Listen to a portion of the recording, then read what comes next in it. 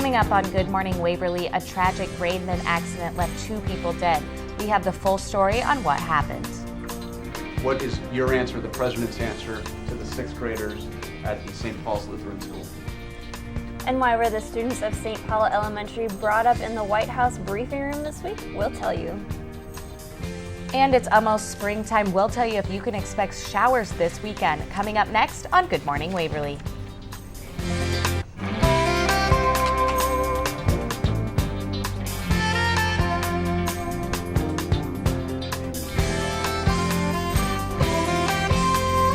Happy Friday and Good Morning Waverly. Hello and welcome to Good Morning Waverly. I'm Kelsey Bemis. And I'm Jacqueline Schutte, filling in for Shelby Grenath.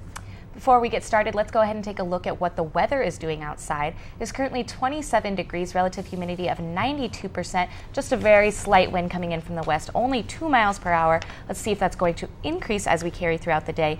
Shouldn't see any wind pickup, but we might see some rain, about a 30% chance there. We'll see the high around 3 p.m., just above 40 degrees there. And go ahead and take a look at what we can expect this weekend. A high of 32 tomorrow, high of 34 on Sunday as well. And then as we head into Sunday night and through Monday, there is a slight chance of precipitation there. We'll see a high of 33 degrees on Monday. A father and son passed away in a Waverly grain bin accident yesterday afternoon. Rick Schneider and his son Adam were pulled out of the grain bin shortly after 2 p.m. Sources told KWWL that the men had gone into the bin to check the status of a small corn fire that had occurred Wednesday. The men then became trapped under several feet of corn. Rick's father and Adam's grandfather, Gary Schneider, is the owner of Schneider Milling, what was reportedly in Florida at the time of the accident. Sources also say Adam's wife is expecting their second child. Catholics around the world celebrated the election of the new pope on Wednesday morning. White smoke rose from the chimney of the Sistine Chapel, signaling the election of Argentinian Cardinal Jorge Mario Bergoglio. He has taken the title of Pope Francis I. Pope Francis is the first pope elected from South America. Archbishop from New York, Timothy Dolan, offered his take on the new leader of the Catholic Church. He's supposed to go up these steps onto a platform and sit on the white throne, and then we're each supposed to come to him and kneel in front of him to give him our love and our loyalty. So as the attendants began to take him by the arm to go up there, he just said, "No, I'm going to stay down here and greet each of my brothers." Now that's a powerful sign. Iowa High School Speech Association posted the All-State nominations for individual speech on Monday.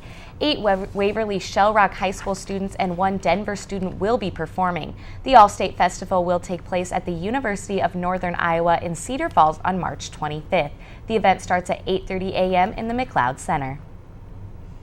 There's a new restaurant in Waverly. Former Vice President of Admissions Gary Grace recently opened a Jimmy John's Gourmet restaurant near Wartburg campus. The restaurant features a wide variety of breads and lunch meats. Grace said the restaurant is doing well thanks to the support of the Waverly community and Wartburg students. It's different because I've never done anything like this before, but it's been fun. The community's been real supportive. The Wartburg community's been real supportive, and it really doesn't feel like I've left campus. I've seen a lot of my colleagues and a lot of the students, and probably get to see students more often than I did in my old role at Wartburg, so it kind of feels like I'm on campus. Wartburg's latest performance in its artist series took the audience to Germany. Einstein, the Practical Bohemian, is a one-man play by actor Ed Metzler about the life of Albert Einstein. The audience not only found out about Einstein's scientific discoveries, but also got a look into his very active social life as well. You leave the theater, you have something to think about. Not only were you entertained, but you were engrossed in this wonderful machinations of things that he was involved with politically that brought us to the very age that we're in today. The Waverly Shell Rock Community School District chose its new superintendent this week. David Collenforth will replace Jerry Weierberg, who announced his retirement earlier in the school year. Collenforth currently works at the Edco Community School District. He will begin his new job this fall. He graduated from UNI and will finish a doctoral degree at Drake University this May. The Bremer County Board of Supervisors approved the budget for the next fiscal year. The new county budget is valued at around $18 million. Supervisors also allowed a 3% pay raise for county employees across the board. County Finance Director Dawn Everding says the biggest change in the budget is the mental health area. One group of locals is hoping to raise money for a good cause. The Janesville Veterans Memorial Committee will host a silent auction for its new memorial. The group has raised over $50,000 out of their goal of nearly $85,000. If you would like to attend, the auction begins tonight at 7:30 at the Riviera Ruse Community Center. A Waverly native and former staff member visited WSR Middle School Tuesday. Meteorologist Jennifer Hildreth taught students about how weather affects them and how it is made. The Waverly native once taught school while working part-time at KWWL. She has done several classroom visits around eastern Iowa since joining KGAN 1 year ago. And coming up next, 6th grade class from Waverly, Iowa. We'll tell you about one group of Waverly students making national headlines this week. And is spring finally right around the corner? I'll have your full forecast coming up next after the break. Welcome back to Good Morning Waverly. The time is currently 6:39. Outside is currently 27 degrees, relative humidity of 92%. We just have a slight wind coming in from the west, 2 miles per hour. Now that might pick up throughout the day where we will see a slight chance of rain, 30% chance there. As we carry into our afternoon, we'll see our high of just above 40 degrees around 3 p.m. Carrying into tonight, we should be able to expect slight freezing rain there, about a 30% chance there as well. Wind picks up slightly, 3 to 8 miles per hour. A sunset of 7:15 p.m., getting a little later now that we've hit daylight savings time. Heading into tomorrow, we'll see a high of 32 degrees, mostly cloudy there, wind 6 to 11 miles per hour. That sunrise will be coming up at 7:21 a.m. And as we carry through the weekend, we'll see a high in the 30s on Sunday, and Monday we'll see a high in the 30s as well. Now Sunday night carrying into Monday morning, there is about a 50% chance of precipitation there, so just be careful on your Monday commute. Now as we continue through the week, it isn't going to get too much warmer. We can't expect those spring temperatures just yet, but it should clear off on Tuesday and Wednesday. We shouldn't see any more of that precipitation there. So hopefully we're finally on our way towards spring. Getting a little warmer. we can only hope. Well, last week, White House officials announced that due to budget cuts, White House tours would be canceled. In response to this announcement, one St. Paul's elementary class has started a campaign to get the tours back. With the slogan, "The White House is our house, please let us visit," these students are making a worldwide impact. This week, I sat down with the students to find out more. One Waverly group of students is proving that with a little hard work, anyone can make a big difference. We got to be all over the world. We got to be on newspapers in India, China, and Washington, D.C. The 6th graders of St. Paul's Elementary launched a campaign that went worldwide this past week after learning their upcoming tour of the White House was canceled. It wasn't that disappointing because we didn't really know we were going to go to the White House in the first place. We started it not just for us, but so other people could go too. And we were granted that someone would pay for us, but we turned it down because we want everyone to be able to go and not just us. What started with a Facebook video led to the students, parents, and faculty at St. Paul's appearing on national news stations. I can honestly say that we were very much taken by surprise. The White House is our house. Please let us visit. In addition to appearing in the media, students also wrote a personal letter to President Obama. We are visiting Washington, D.C. next week and would like to visit the White House. Please do what you can to open the White House for everyone's tours. The 6th graders say they believe so strongly in the campaign because they believe the White House is the people's house. The White House is our house. Please let us visit. On Wednesday, it was announced that the White House is now considering partially reopening tours. Although St. Paul's elementary students will not be able to visit due to short notice, they are still happy with this change. I was really excited when I heard they were going to open the White House. Even if it wasn't our class, it was still pretty cool that we made a difference. I was really excited because our little class in Iowa made a nationwide difference. Overall, the campaign has not only had a worldwide impact, but has also taught the students a valuable life lesson. They can make a difference. That all of the teachers and the parents believe that these kids can change the world. And now I think the kids believe they can change the world, which is just awesome. God bless America. And that was a great group of kids. They're talking to them. They are probably some of the smartest sixth graders I've talked to. And they had such a positive impact about it, even if they can't go on the tour. And what they said about someone offered to send them, but they declined because they wanted other people Yeah, too. they were a great group of kids. They just said they want everyone to have the tours, so they're very unselfish there. So yeah. The students are arriving in D.C. today and will be appearing on Good Morning America tomorrow morning. To find out more about their campaign, visit www.thewhitehouseisOurhouse.com. Coming up next on Good Morning Waverly, we'll tell you why Iowa has more smiles per capita than most other states. Welcome back. Iowa is officially one of the happiest states in the country.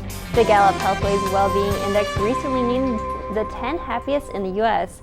Our Hawkeye state landed the 9th spot on the list. The survey questions 1,000 people each day for nearly a year about overall life satisfaction. Hawaii topped this year's list. Pathways counselor Stephanie Newsom says Iowa made the list because of its friendliness. In Iowa, we're friendly, we're helpful, people are outgoing as far as typically to newcomers, and so I think that's part of the happiness piece. Joining us here today is Executive Director of Waverly Area Economic Development, Brent Mathias, to share his thoughts about why Iowa is one of the happiest states in the nation. Thanks for joining us, Brent. You're welcome. Thanks for having me. So what's your reaction to Iowa being ranked number 9 for the happiest state in the country? At first, it's a little surprising to see, Hawaii and then Iowa in the same top 10 list, but when you base it upon friendliness, it's maybe not surprising to many of us here in the state, because when you travel outside of Iowa, people always talk about the friendliest people around are folks from Iowa. So I think Stephanie Newsom said it well too. But friendly people here, the great aspect to healthcare. If you like the Four Seasons, it's a wonderful place to live and grow.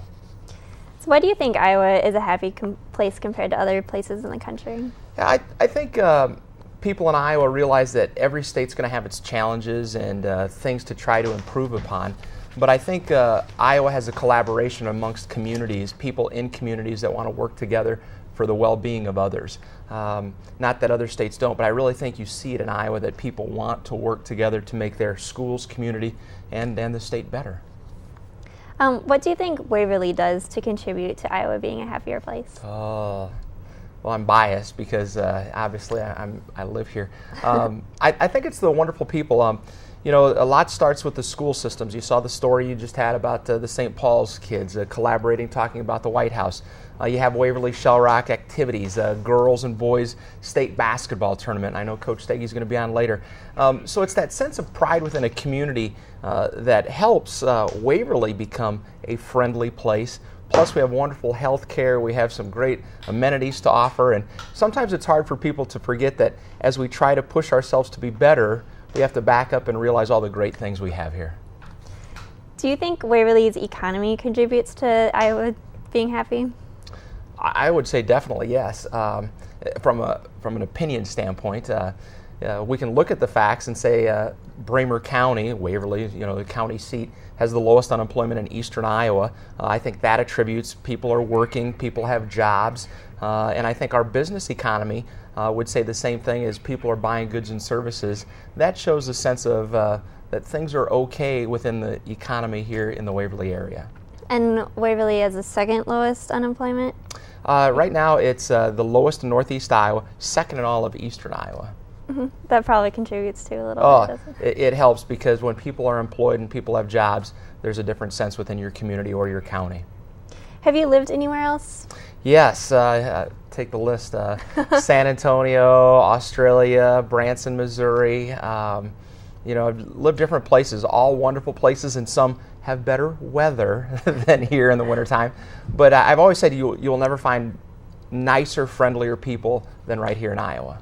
Yeah, that was my question. How does those other places compare to Iowa? Yeah, I don't want to get in trouble and say, oh, those people are mean people. Right. Wonderful people across the country and the world.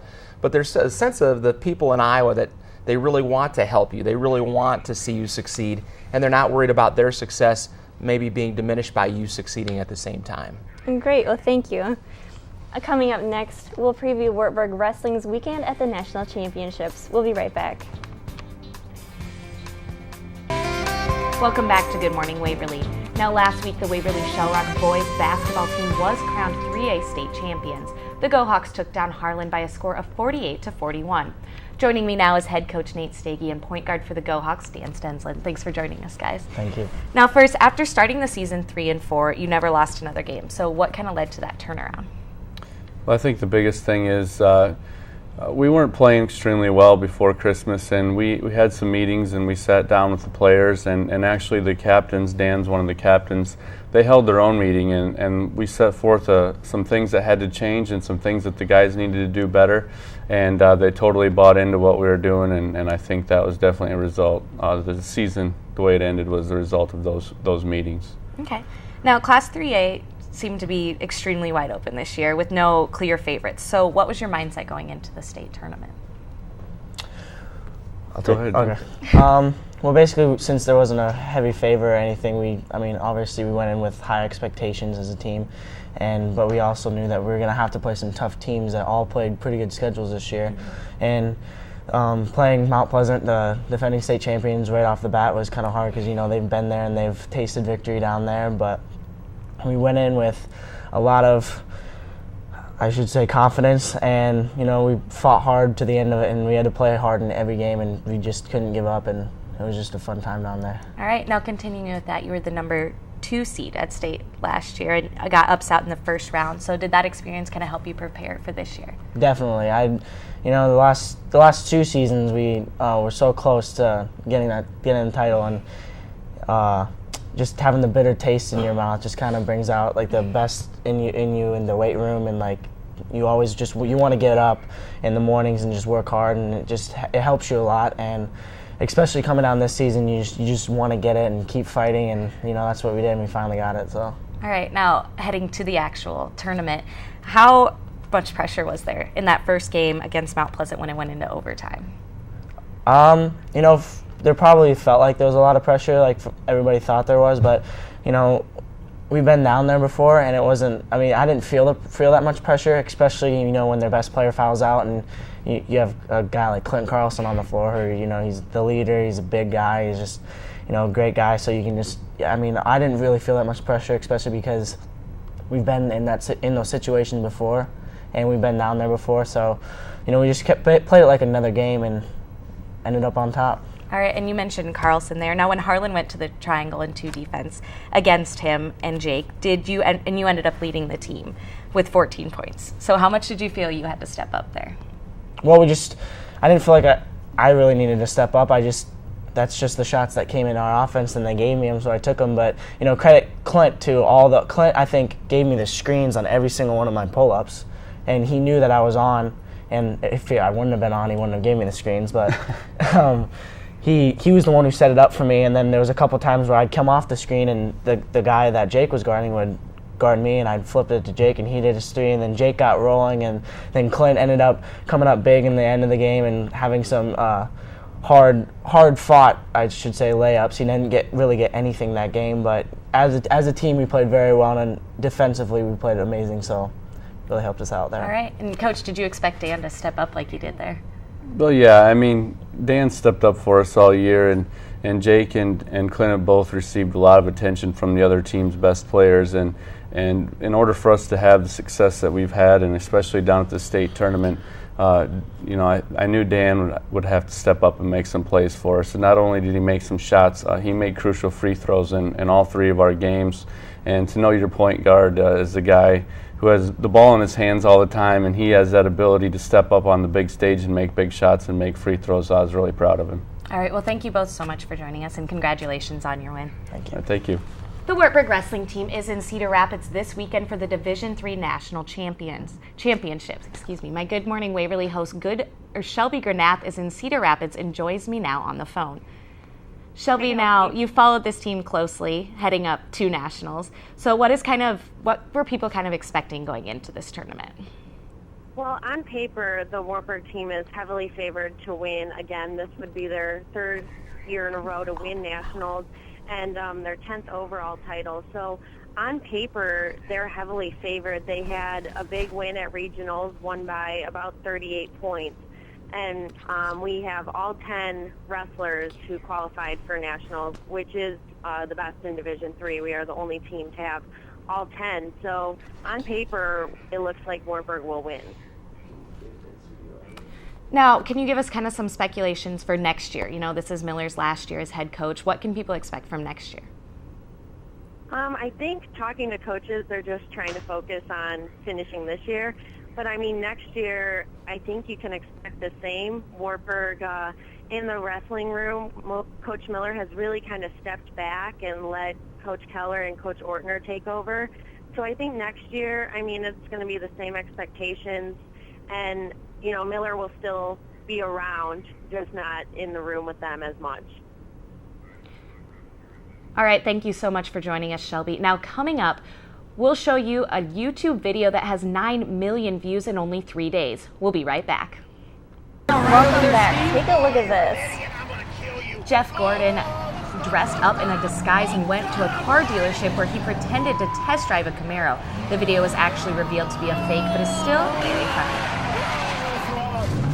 And Kelsey, do you want to take a look at the final weather? We can go ahead and take a look if you want. This weekend we will see highs in the 30s. We might be expecting slight rainfall today, but shouldn't freeze. We should be okay there. Tomorrow will be sunny. As we can see here, the high just above 43 p.m. this afternoon. Carrying into tomorrow and Sunday, we should see, like I said, in the 30s, maybe a slight chance of precipitation Sunday night into Monday. And thanks for joining us. Have a good day.